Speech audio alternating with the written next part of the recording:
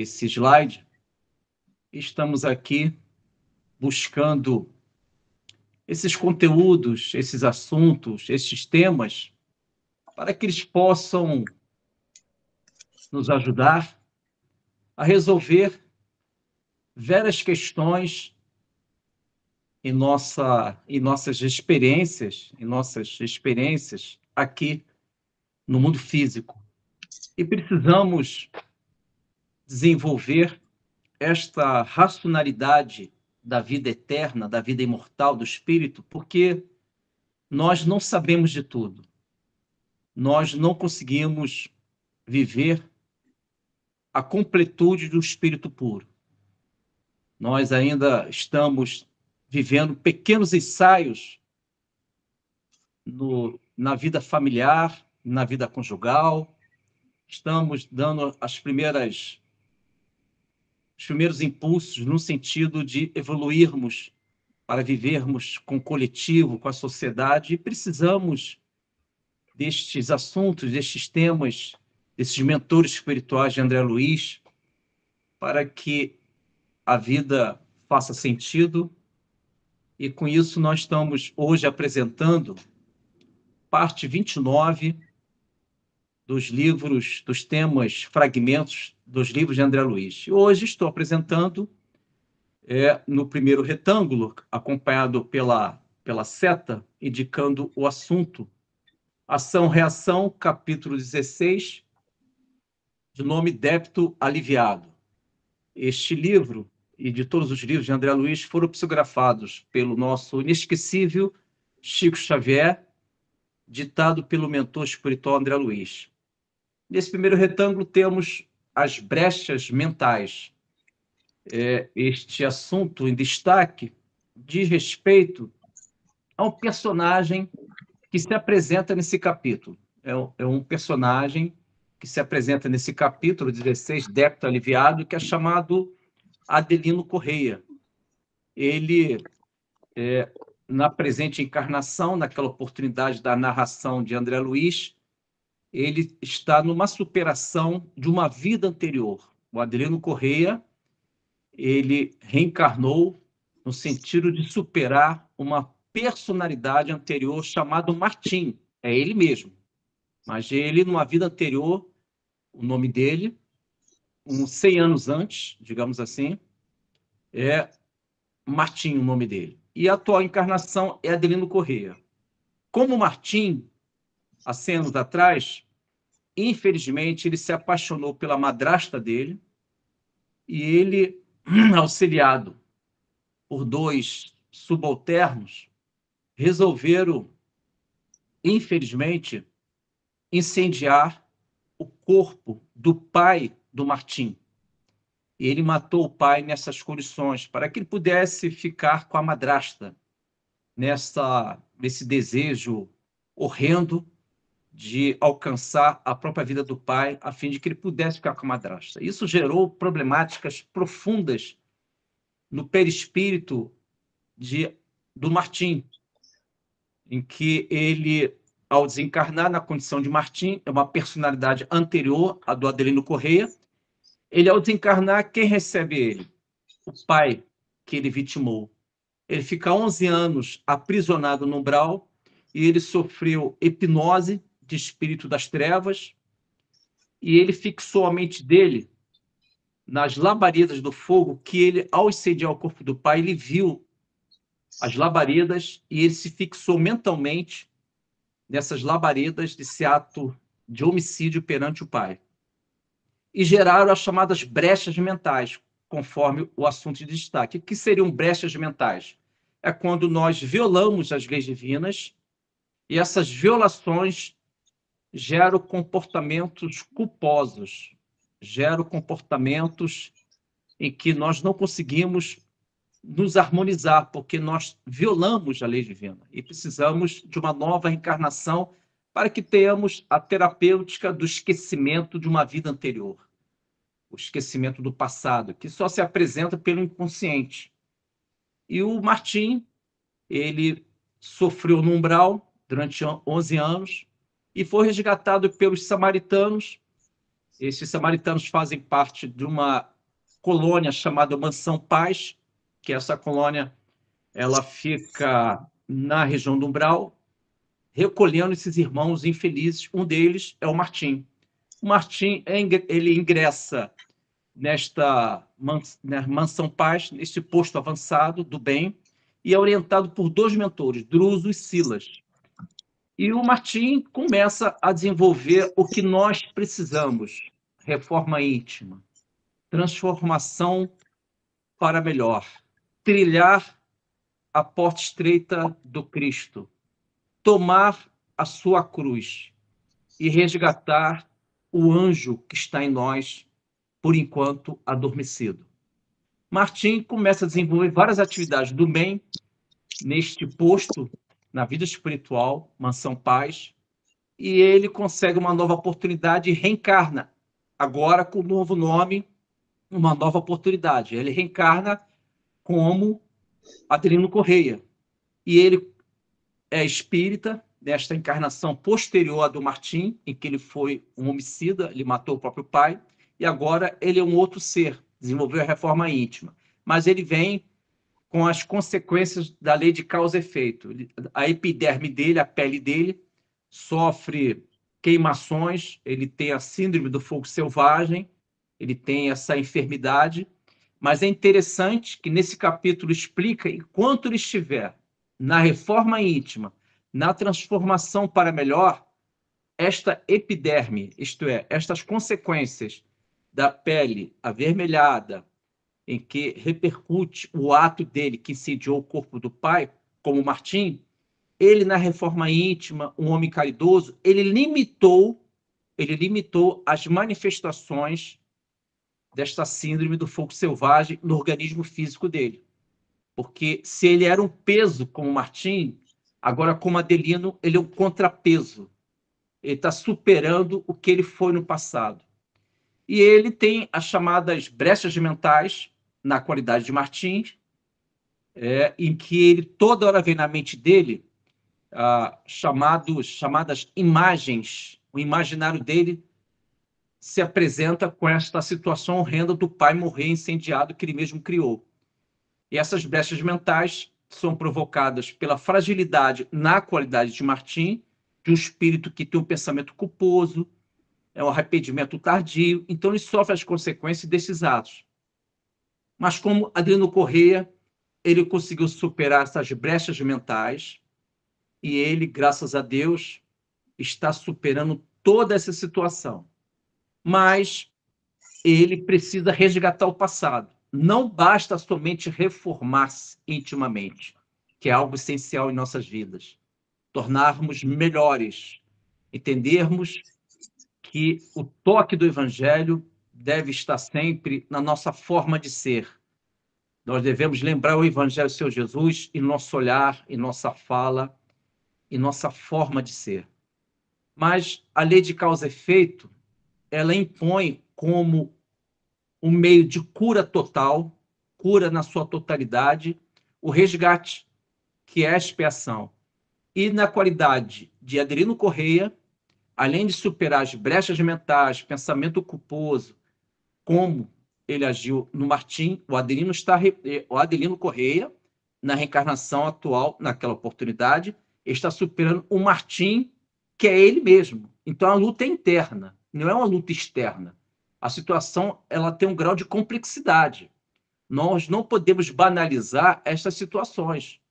Então, o que nós precisamos é um estudo aprofundado da vida com atos caritativos, atos heróicos. E o Adelino levou a sério a nossa doutrina espírita, a ponto de ele resgatar nas seguintes condições. Ele, como Adelino, ele recebe os dois subalternos que ajudaram a ele incendiar e matar o pai dele. Ele recebe os dois como filhos adotivos. Ele recebe a madrasta que ele se envolveu na qualidade de Martim como aquela paixão selvagem. Ele recebe a madrasta como uma filha, porque ele casou-se e recebeu a madrasta como filha. Olha que interessante. A madrasta era uma paixão. Na qualidade de filha, ele, como pai, ele vai desenvolver uma mutação, uma transformação daquela paixão animalizada Agora, como pai, ele vai gerar um afeto paternal. Então, a própria natureza, as relações da misericórdia divina, que permite que nós tenhamos soluções de nossas vidas, ele, na qualidade de pai, ele vai conseguir superar a paixão que ele tinha da madrasta dele, agora como filha. Então, é uma situação muito interessante. Antes era apaixonado pela madrasta. Agora ele é pai da madrasta. Agora ele vai desenvolver o amor paternal. E naquela encarnação, ele um dia estava em casa, olha que algo fascinante em nossas vidas. Tudo tem solução. Ele estava na casinha dele, com Adelino Correia, uma madrugada da vida dele, ele ouve um choro de uma criança recém-nascida. Ele abre a porta, uma mãe deixou aquela criança, abandonou aquela criança para que alguém pudesse auxiliar, abandonou. E ele, quando vê aquela criança no chão, envolvida naturalmente com um acessório ali, de uma toalhinha e tudo mais, ele pega aquela criança e a intuição é forte. Esse é meu pai. E ele começa a resgatar, na qualidade de Adelino Correia, começa a resgatar o que ele foi como Martim, homicida. E Adelino Correia, ele resgata uma nova história, uma nova vida. Então é isso, meus irmãos. Nada está perdido. A doutrina espírita, ela é consoladora em sua profundidade. E para que tenhamos essa noção aprofundada, nós temos uma questão do Livro dos Espíritos, em que eu vou pedir para a Cláudia ler, por gentileza, a questão 135 e também a 135A, são sequentes, a 135 e a A, do Livro dos Espíritos, em que fala do perispírito. Allan Kardec pergunta na questão 135 se existe um intermediário entre o corpo e a alma. E a resposta é o laço, que é o intermediário, que é o perispírito. E a 135A fala qual é a natureza do perispírito. Ele diz que é semimaterial. E sabemos que o perispírito do Adelino Correia fixou os atos violadores da lei divina do Martim, que é ele mesmo. Então, o Martim gerou para o Adelino Correia as consequências dos seus atos, que ficou no perispírito. O perispírito, ele é um arquivo vivo em que ele registrou esse ato como homicida, um assassino do pai. E, nestas consequências, o Adelino Correia teve uma repercussão no perispírito, teve um trauma perispiritual, a ponto de ele gerar na pele dele, na epiderme dele, essas consequências de uma ardência, de um fogo, de uma labareda de fogo.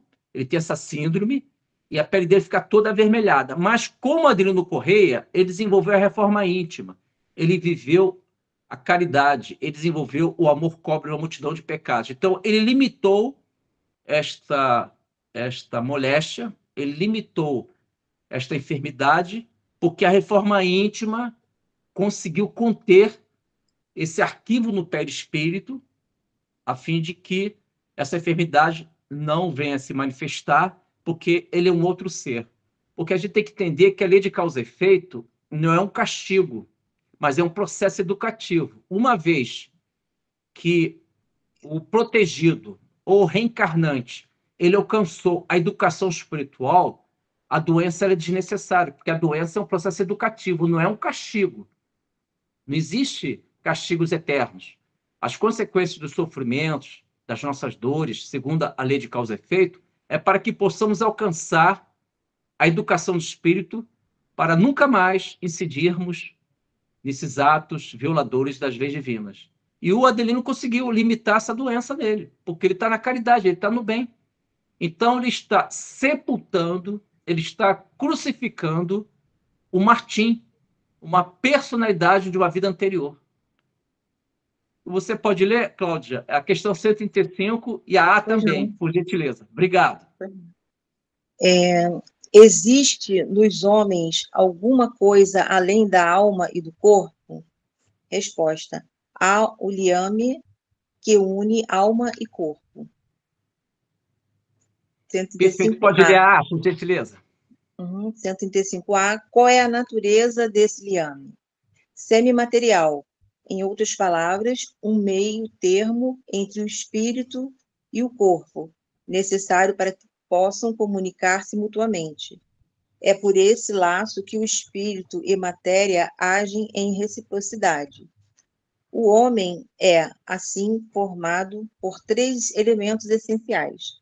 O primeiro, o corpo, ou ser material, análogo aos animais e animado pelo mesmo princípio vital. O segundo elemento, a alma, espírito encarnado, cujo corpo é sua habitação. O primeiro, intermediário ou perispírito. Terceiro elemento, é uma substância semimaterial que serve de primeiro invólucro ao espírito e une a alma e o corpo. Comparativamente, tais são em um fruto, a semente, a polpa e a casca. Muito agradecido, Cláudia, muito agradecido.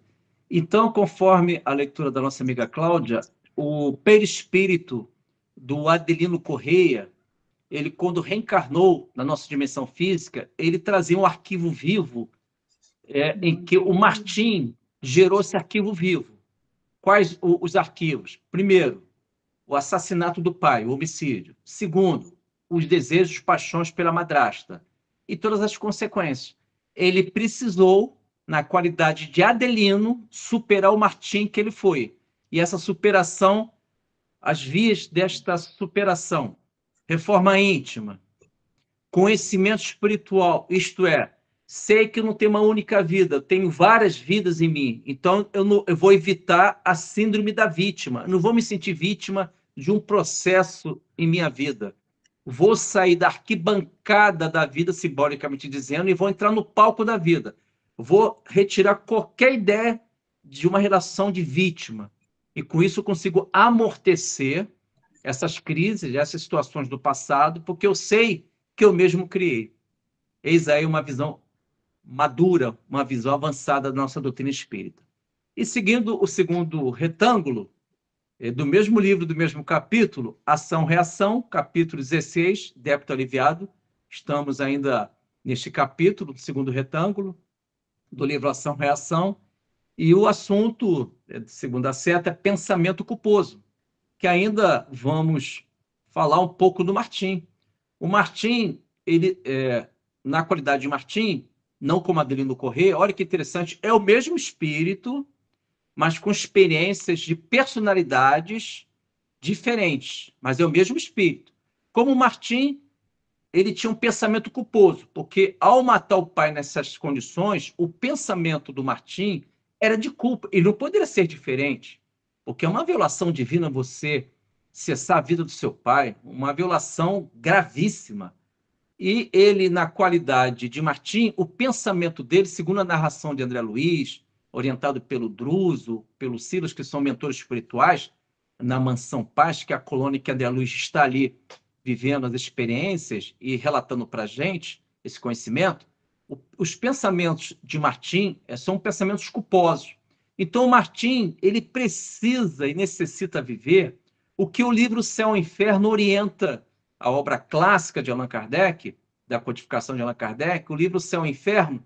Nós temos ali, digamos assim, um meio, uma orientação para que possamos superar essas culpas no passado, essa culpabilidade que geram pensamentos culposos. Então, segundo o livro Céu e Inferno, existe o Código Penal da Vida Futura, está na primeira parte, capítulo 7º, artigo 16, do livro Céu e Inferno, da codificação de Allan Kardec. Então, esse Código Penal da Vida Futura, que se encontra na primeira parte, capítulo 7º, existe um artigo 16, que, segundo Allan Kardec, assessorado, é claro, por São Luís, Santo Agostinho e tantos outros irmãos espirituais superiores, esse artigo 16 diz o seguinte, que existem 3 condições para superarmos uma falta. Isto é, o Martim, ele violou uma lei divina, então ele está numa falta, num erro grave. Então, segundo o artigo 16, existem 3 condições para superar esse erro grave. A primeira, arrependimento. O arrependimento é importante, porque o arrependimento são ações, forças que operam em nosso psiquismo, em nossa mente. O arrependimento, ele gera o contraste do bem e o mal. Você consegue diferenciar o bem e o mal. Enquanto ficarmos somente no mal, nós não iremos conseguir viver o arrependimento eficaz. Então, a primeira condição é o arrependimento, que tem que ser eficaz. Por que eficaz? Porque não pode ser aparente. Tem que gerar uma luminosidade, um círculo luminoso em nossa aura. Mas aonde está isso? Isso se encontra no livro Obreiros da Vida Eterna, no capítulo Fogo Purificador, em que a Luciana, que é vidente no mundo espiritual, que tem vidência no mundo espiritual, ela observa que quando os irmãos do umbral estão vivendo um arrependimento eficaz, gera um círculo luminoso na sua aura. No seu perispírito saem emanações de luz. Então, é um indicativo que aquele espírito houve o arrependimento eficaz. Existiu o arrependimento eficaz naquele espírito. Mas se ele não viver esse arrependimento eficaz, não gera nenhuma luminosidade, nenhum círculo luminoso. Pelo contrário, geram chamado nuvens de treva.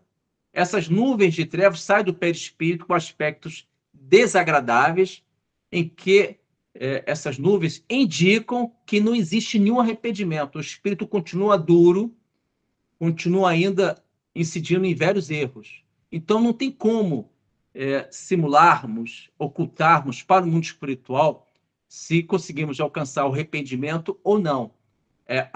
O nosso perispírito que gera uma luz própria que indica o arrependimento eficaz. Então, voltando ao artigo 16 do Código Penal da Vida Futura. Então, nós temos 3 condições para superar uma falta.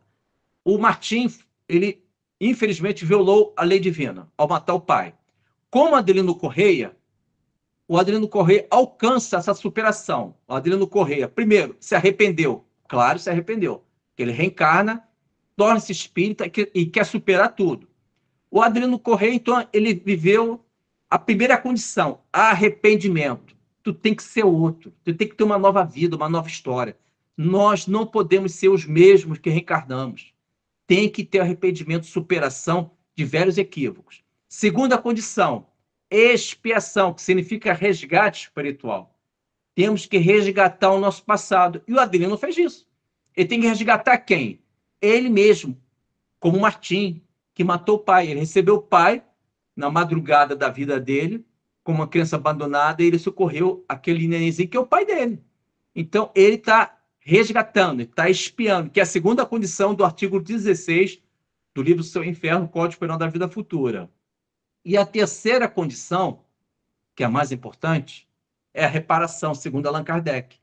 A reparação, olha só que o nosso mestre Allan Kardec diz, é na reparação que você, reparar é quando você sai do dever, que é um avanço espiritual, a lei do dever, na reparação você já gera afeto, você já gera um profundo amor com aquele que você vitimou, que você fez sofrer. Então você sai de uma relação do dever, que é uma relação que tem características de expiação de resgate, é o dever de ajudar aquele que se prejudicou, e na reparação você passa a amar. Você supera aquele desconforto de somente auxiliar. Você quer amar. Você não só dá o prato com a comida. Você é a comida. Você representa o pão da vida que Jesus deixou no seu evangelho. Você não só indica o caminho para os seus irmãos. Você abraça aqueles irmãos, se fazendo o próprio caminho perante a eles. Você não oferece somente um copo de água. Você é a própria água viva, porque nos seus lábios existem sempre consolações e palavras de esperança que lembram o nosso céu encantador, que é o céu de estrelas da Santa Maria de Nazaré, a mãe de Jesus. Então, resumindo, 3 condições importantes que o Adelino Correia alcançou superando o Martim, que é ele mesmo. Ele conseguiu, primeiro, as 3 condições, artigo 16 do Código Penal da Vida Futura, arrependimento, expiação e reparação. E na reparação, você desfaz a ressonância de vidas passadas. Você desfaz aquela tristeza de algo que você fez contra terceiros. É na reparação que você consegue diluir qualquer repercussão vibratória do seu passado. E aí, de alguma forma, você superou, tornou-se um completista na reencarnação. E eu vou até pedir para a nossa amiga Cláudia ler a questão 464 do Livro dos Espíritos, porque o pensamento culposo ele é muito estimulado, primeiramente por nós mesmos, mas também ele é estimulado porque nós permitimos, com as brechas mentais, espíritos infelizes que alimentam esses pensamentos culposos de nós. E a gente fica estagnado mentalmente nesses pensamentos culposos. A gente não consegue sair desse contexto. Por isso que a oração é importante, por isso que a atividade do bem é importante, porque você sai desses círculos perigosos, que são prisões, que são cárceres mentais. Então, o pensamento culposo, ele tem que haver uma diferenciação, você tem que discernir, estudar, examinar que pensamento que está visitando a sua mente. E tem uma questão 464 do Livro dos Espíritos, em que Allan Kardec pergunta como diferenciar o pensamento sugerido, se é o espírito do bem ou o espírito do mal. A pergunta é essa. Pensamento, nós pensamos. Esse pensamento é do espírito do bem ou do mal? É de um bom espírito ou de um espírito maléfico? E a resposta fala o seguinte: estudar o caso, examinar o caso. O bom espírito só nos leva para o caminho do bem. Porque o pensamento culposo, ele pode ser alimentado por um espírito infeliz para que possamos ficar estagnados na culpa. Não. A dinâmica da reencarnação, ela convida todos nós a sairmos da culpa, substituindo a culpa pela responsabilidade de resgatar ou agir na caridade. Toda a culpa que eu tenho, eu posso substituir pela caridade. Isso aconteceu com o grande Paulo de Tarso, isso aconteceu com a Maria Madalena. Paulo de Tarso, ele matou Estevão e, no entanto, superou naquela reencarnação poderosa esse ato dele. O apóstolo Paulo de Tarso, que representou o próprio Cristo nas suas epístolas. Então, o Paulo de Tarso substituiu aquele pensamento culposo de ter matado o Estevão, que é o cunhado dele, por sinal, o cunhado dele, que é o irmão da Abigail, e ele conseguiu substituir esse pensamento culposo pelo ato da caridade profunda em Cristo.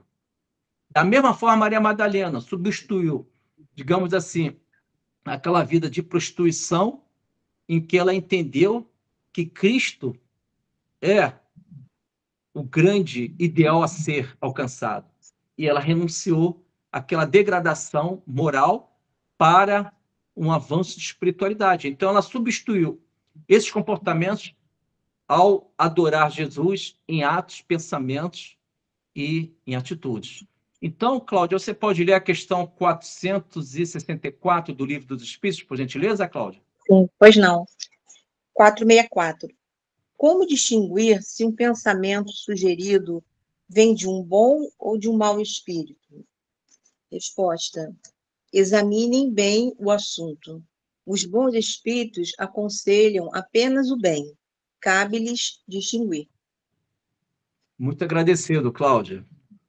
Vocês percebem, meus amigos e minhas amigas, que examinar, digamos assim, algumas traduções do Livro dos Espíritos também falam em estuda o caso, estudar o caso. Então, o que nós precisamos é examinar e estudar os pensamentos, quando estes pensamentos são pensamentos sombrios, são pensamentos que violam a nossa harmonia íntima. Então, o que nós precisamos? Examinar, estudar. E é interessante, né? Você só examina algo se você está apto a examinar. Você tem que se tornar um estudante da vida. Porque se você não estuda a vida, se você não procura uma atitude filosófica, você não procura ganhar uma formação intelectual, moral em Cristo, você nem vai examinar, porque você está tão no automatismo do desequilíbrio que você está recebendo vários pensamentos perigosos e pode comprometer a sua encarnação. E é interessante que o mundo superior, isso está no Evangelho segundo o Espiritismo, capítulo 3, item 4. classificação dos mundos. Aí começa, como nós já conhecemos e sabemos, existe o mundo primitivo, em que o mal prevalece intensamente, existe o mundo de provas e expiações, o que nós vivemos, o mal predomina, apesar de existir, em algumas situações, claro, bem limitado o bem, mas o mal predomina aqui nessa Terra. Os mundos de regeneração, em que o bem predomina, nosso lar, mas existe ainda o mal. Os mundos ditosos, os mundos celestiais, e vai para o infinito. Aí prevalecem não somente o bem, mas a própria angelitude, o próprio mundo superior. Mas é interessante, quando Allan Kardec apresenta para a humanidade que o nosso planeta é de provas e expiações, em que o mal predomina, está lá no item 3, no capítulo 4 do Evangelho segundo o Espiritismo. Quer dizer o seguinte, olha, planeta de provas e expiações. Olha o que o mundo superior está analisando, porque nós escutamos isso durante anos na nossa doutrina. Planeta de provas e expiações. Mas já perceberam o que o mundo superior está falando para nós? Se existem provas, eu terei que ganhar formação para poder superar essas provas. Então, eu estou em prova. Reencarnar aqui na Terra, claro, tem um aspecto extremamente agradável, vivermos entre os amigos, familiares, tudo isso existe. Mas existem também algumas realidades que devemos entender que, segundo a nossa doutrina, diz o seguinte: você está no plano de provas e expiações. Provas quer dizer o seguinte: você tem que se preparar, meu filho, porque você vai passar por algumas provas. Porque é assim a nossa escola planetária. Então, se eu preciso de prova, se eu vou viver uma prova, eu preciso ganhar formação espiritual. Então, provas e expiações. Expiações são os resgates. Então, se existe resgate, eu também tenho que me preparar no campo moral. Prova no campo intelectual, expiação no campo moral. Então, eu preciso avançar em espiritualidade. E avançando agora para o terceiro retângulo, livro Missionários da Luz, capítulo 7º, Socorro Espiritual. Nós temos um personagem central, a exemplo do livro Ação e Reação. Cada capítulo de alguns livros de André Luiz, existe às vezes um personagem que só se apresentou naquele capítulo, somente naquele capítulo. E é o exemplo desse irmão do livro Missionários da Luz, também série André Luiz, capítulo 7, Socorro Espiritual, um personagem único chamado Antônio. O Antônio, infelizmente, o Antônio, ele está com os pensamentos de angústia e ele, ao dormir, está encarnado, ele vai para o seu leito, a sua cama, está vivendo aqui na nossa dimensão física, mas ele vive com excesso de preocupações e angústia desnecessária.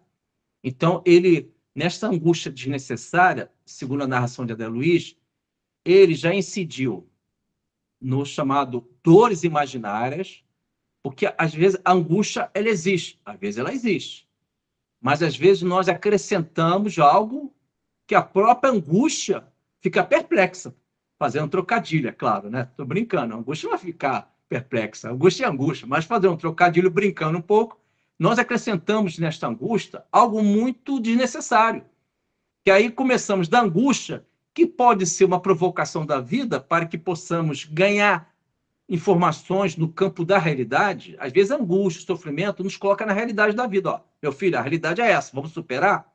Então, às vezes, também tem um aspecto positivo. Então, na angústia desnecessária, se vivermos algumas invigilâncias, a exemplo do Antônio, nós podemos incidir da angústia para a dor imaginária, da angústia para os tormentos voluntários. Nós estamos criando os tormentos de forma voluntária. Não existe aquela dor, nós estamos criando. Por quê? Porque nós não conseguimos antecipar pelas disciplinas espirituais o poder da oração, o poder do grupo. É interessante o poder do grupo, porque às vezes você vai no centro espírita, ou numa igreja, ou no núcleo budista, aquele grupo ali, ele acolhe, ele conversa com você não sabendo o que você está vivendo. Então, como é importante a lei de sociedade que é prevista na nossa doutrina. Toda angústia, toda tristeza que venham existir em nossas vidas, não se desliga dos seus grupos, se mantém naqueles grupos, porque alguém pode falar algo para você que vai te gerar uma consolação. Como é importante vivermos em grupo. Então, de modo que esse personagem, Antônio, ele está com os pensamentos angustiosos, desnecessários, preocupações excessivas, e esses pensamentos, meus amigos, minhas amigas, observem a orientação do mentor espiritual Alexandre. Ele diz que os pensamentos do Antônio, ele está desdobrado e o Alexandre está conversando com ele. Esses pensamentos do Antônio estão gerando nele pensamentos dessa natureza, de angústia, pensamentos de preocupações excessivas, estão gerando nele acidentes na saúde física e perispiritual. Os pensamentos desequilibrados, desarmônicos, de angústia, de excesso de preocupação, esses pensamentos estão gerando acidentes físicos e perispirituais. Ele pode desencarnar com esses pensamentos, porque ele gerou um padrão. Ele está assim há um certo tempo. Então, pensamentos geram acidentes em nós.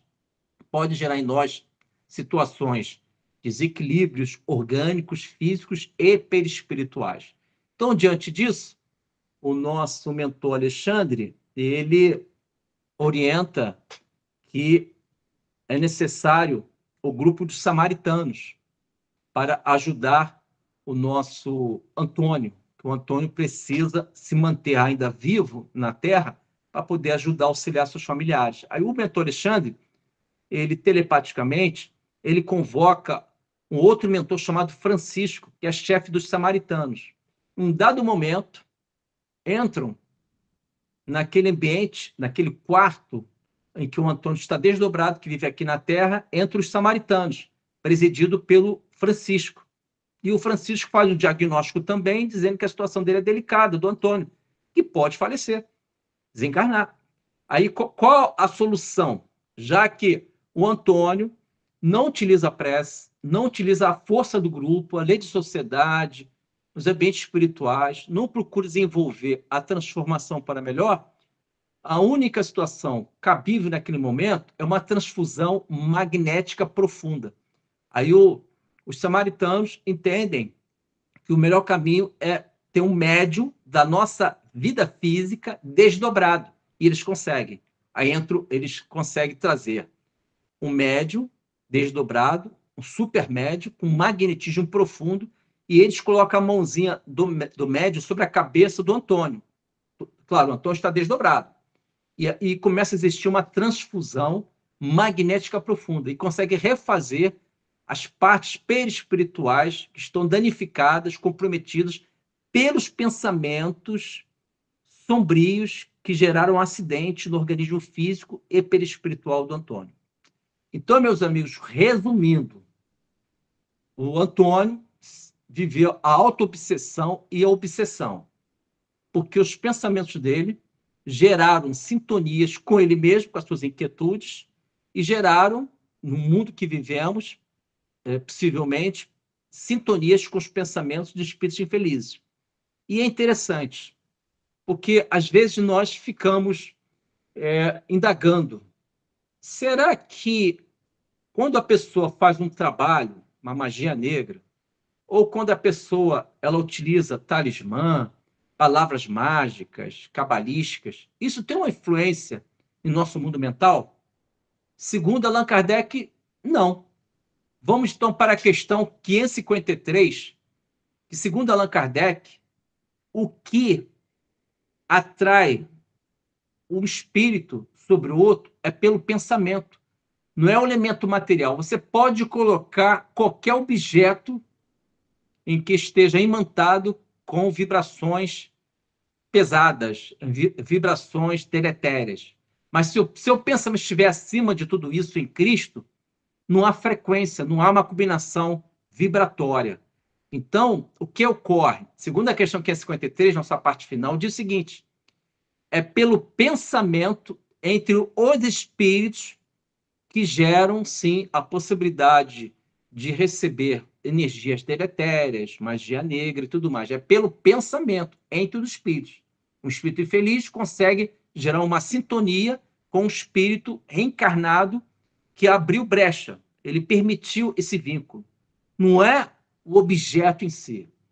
não é o aspecto cabalístico, talismã, não é essas questões materiais, e sim é o pensamento que você entra em sintonia com eles. Segunda questão, 553, que eu vou pedir para a Cláudia ler. Pode ser, Cláudia, por gentileza? O áudio, Cláudia. Acho que o áudio da Cláudia... Abri agora.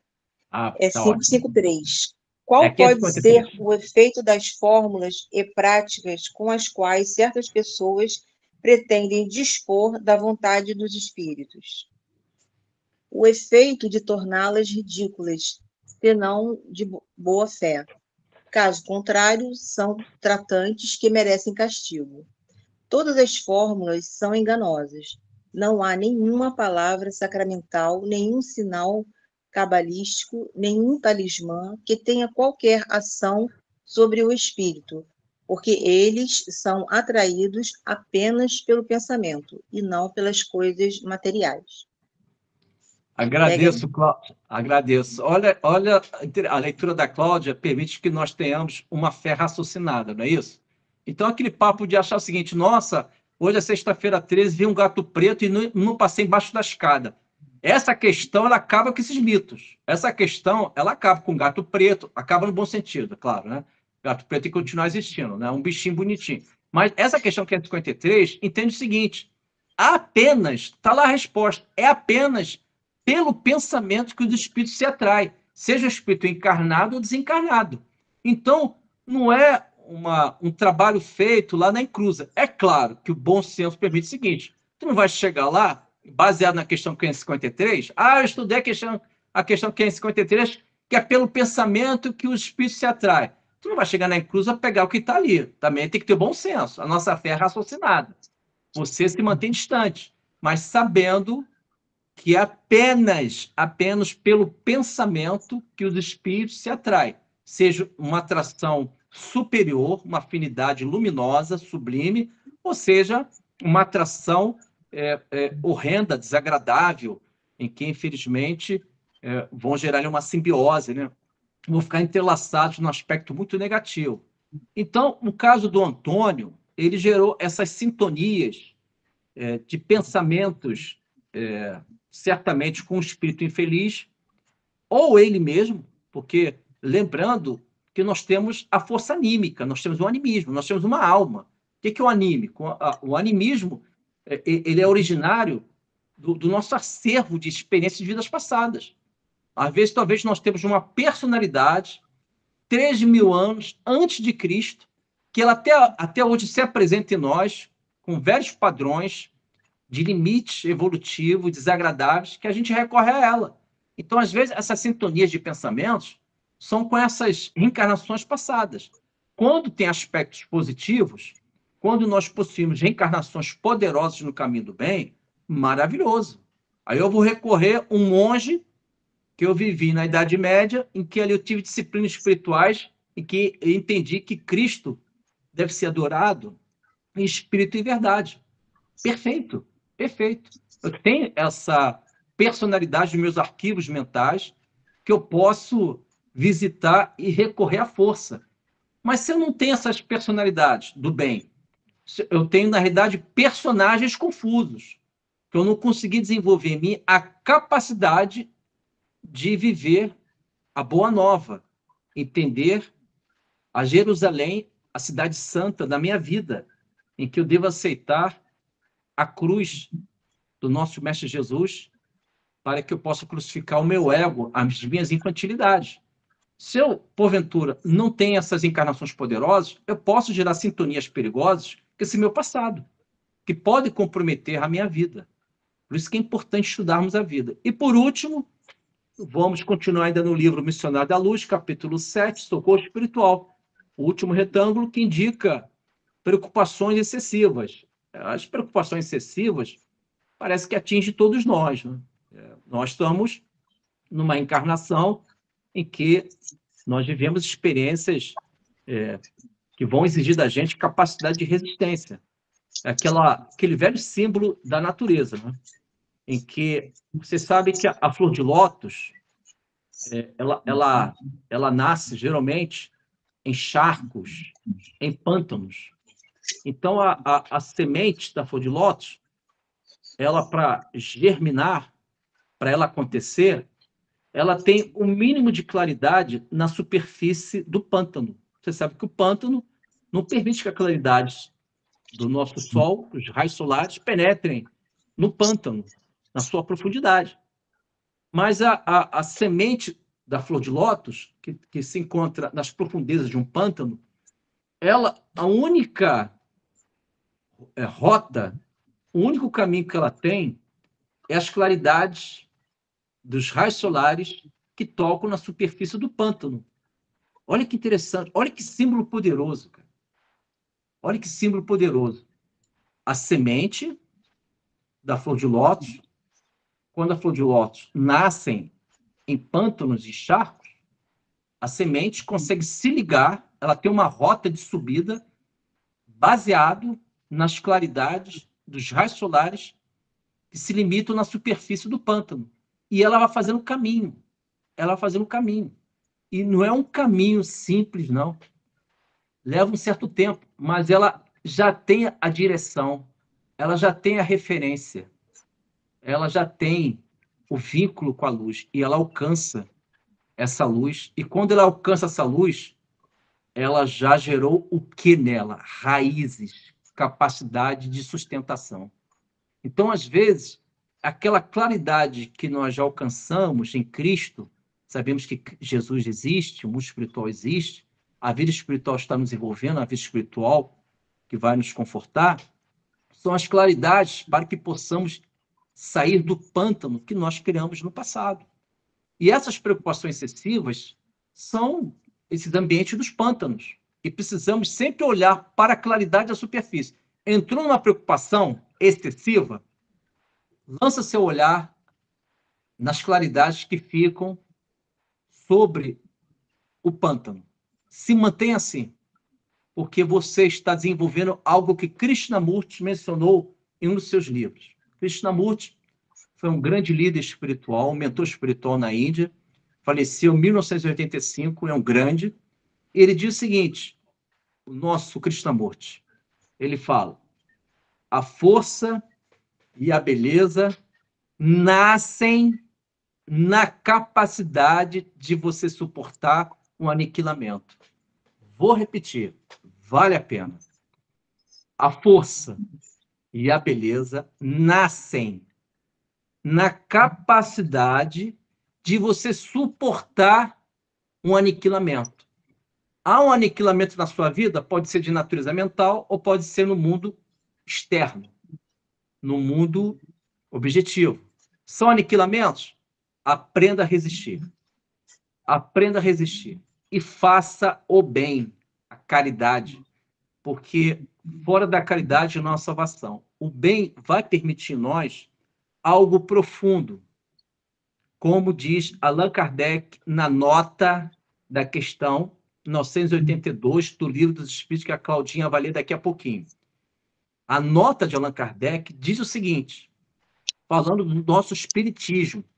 O nosso espiritismo, que é o cristianismo, o retorno do cristianismo primitivo, digamos assim, é o cristianismo redivivo, é o consolador prometido, segundo o Evangelho de São João, o nosso espiritismo. O Allan Kardec diz, na nota da questão 982, que o espiritismo permite conhecer o que seremos um dia no futuro. É muito envolvente essa nota de Allan Kardec, porque o espiritismo ele permite que mentalmente, intelectualmente ou emocionalmente, eu me lance no futuro, pela via intelectual, dizendo o seguinte, um dia eu serei um espírito puro, um dia eu estarei na pátria espiritual. Então, o espiritismo permite que você conheça verdades que se encontram na eternidade, na imortalidade da alma.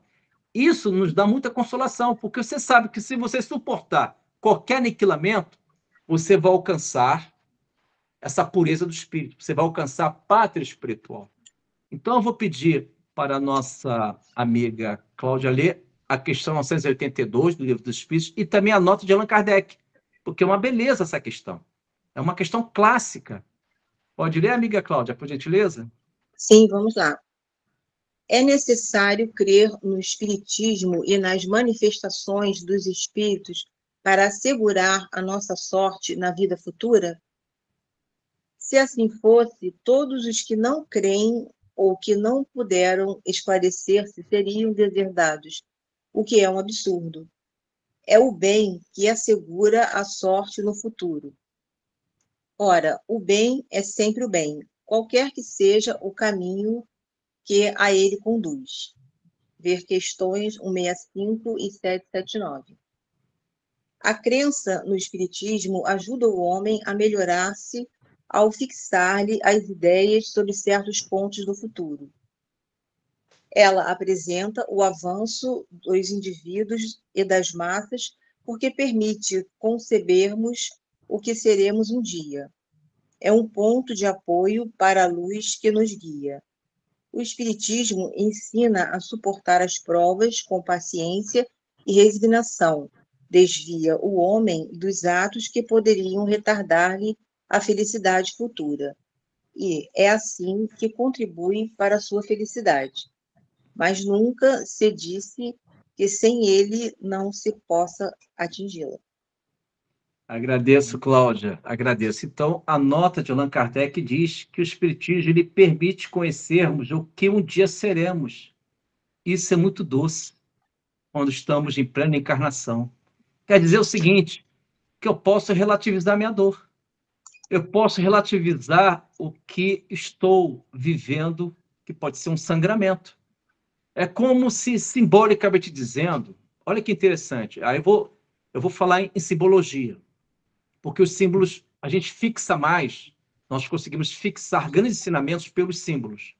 Então, o Espiritismo, já que Allan Kardec diz que o Espiritismo permite que nós venhamos a conhecer o que seremos um dia, isso é muito forte, porque nos dá coragem, vamos suportar. Então, qual é o símbolo disso? É a mesma coisa, é a mesma situação no simbolismo da vida. Quando a pessoa está com os pés sangrando, eu pergunto a vocês, pessoas que estão com os pés sangrando, são símbolos, impedem de andar? Você vai conseguir andar, conforme a Débora respondeu, mexendo a cabeça, isso mesmo. Pés sangrando não impedem de você caminhar. Claro, existirá um sacrifício, porque os pés estão sangrando, mas você vai continuar sangrando. E a doutrina espírita, sabendo que os teus pés estão sangrando e você está mesmo assim caminhando, a doutrina espírita nos ensina o seguinte: levanta a cabeça, continue olhando para as estrelas, para o céu, porque as estrelas brilham mais quando as noites são mais escuras. Continue olhando para as estrelas na escuridão da sua vida. E é isso. Que Deus abençoe todos vocês e vamos nos mantermos juntos com o nosso Mestre Jesus.